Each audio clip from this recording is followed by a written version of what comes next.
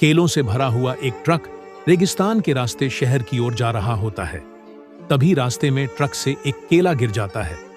उसी रात तेज बारिश होती है और केले को थोड़ी नमी मिल जाती है। कुछ समय बाद उस केले से एक छोटा सा पौधा उग आता है, लेकिन रेगिस्तान की तेज धूप के कारण वह पौधा धीरे धीरे सूखने लगता है। तोता पास ही बने तालाब की ओर जाता है और एक छोटी सी नाली बना देता है।